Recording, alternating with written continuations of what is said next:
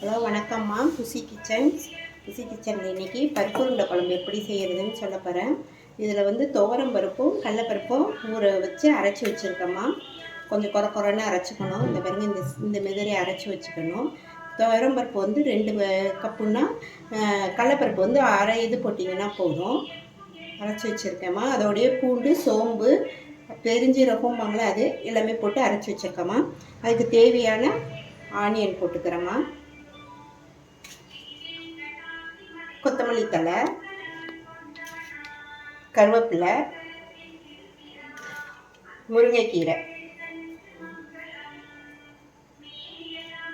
அதுக்கு தேவையான அளவு உப்புமா,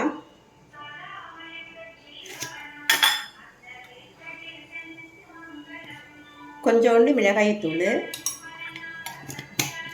அவ்வளோதாம்மா. இதெல்லாம் போட்டு நல்லா பிசைஞ்சு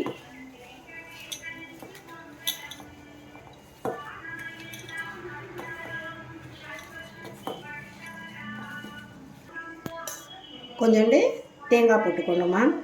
தேங்காய் போட்டிங்கன்னா நல்லா டேஸ்ட்டாக இருக்கும். கொஞ்சோண்டு தேங்காய் போட்டுக்கணுமா. இதுமாரி இட்லி பானையில் தண்ணி வச்சு இட்லி பானையில் இப்படி ஒட்டி வச்சுக்கணுமா.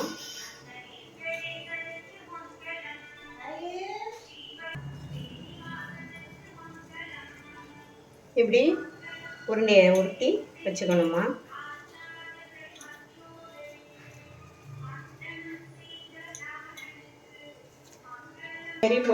உருட்டி வச்சுட்டு வேகட்டுமா.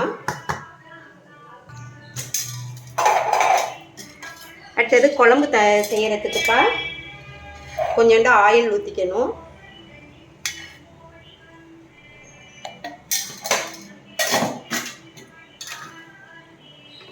ஆயில் காஞ்சோன்னு சோம்பு போட்டுக்கோங்க.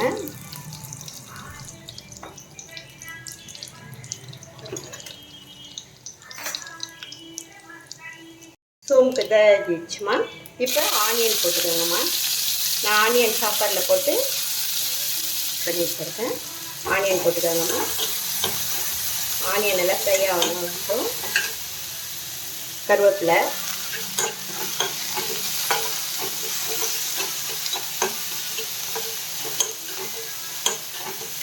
இந்த சைடு வந்து நம்ம உருட்டி வச்சா உருண்டை பருப்பு உருண்டை வெந்துட்டு இருக்குப்பா.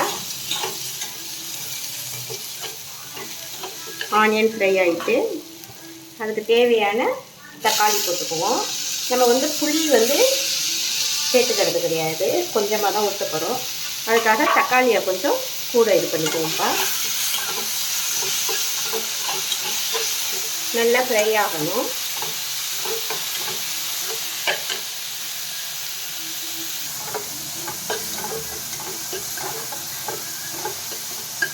இதுமாரி ஃப்ரை பண்ணிக்கிட்டே இருக்கணும்ப்பா. கொஞ்சம் தக்காளி வதங்கட்டும். அப்போ தான் அந்த பச்சை வாடையெல்லாம் போகும். தக்காளி வதங்கட்டும்ப்பா.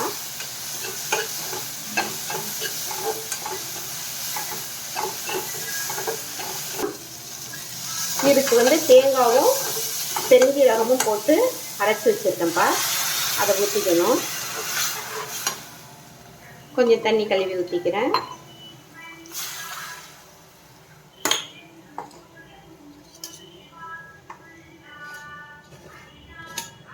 அதுக்கு தேவையான கொத்தமல்லி தூள் போட்டுக்கிறோம்மா. கொத்தமல்லி தூள் கொஞ்சம் கூட தான் போடணும் இதுக்கு, இந்த குழம்புக்கு.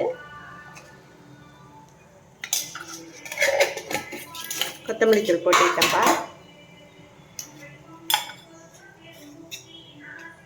காரத்துக்காக மிளகாய்த்தூள் போட்டுக்கிறேன்.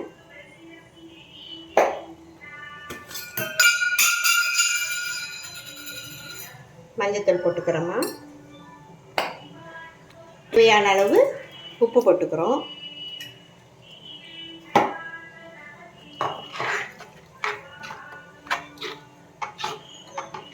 உப்பு போட்டுக்கிட்டு கொஞ்சமாக புளி, ஒரு நெல்லிக்காய், பெரிய நெல்லிக்காய் அளவு புளி ஊற வச்சுருக்கேன்ப்பா. அதை புளியை கரைச்சி அரிசி களைஞ்ச தண்ணி இருக்குல்ல, அதில் நான் புளி ஊற வச்சுருக்கேன். அந்த புளியை கொஞ்சோட்ட ஊற்றிக்கணும்ப்பா. அவ்வளோதாம்மா. இது நல்லா கொதி வரணும்.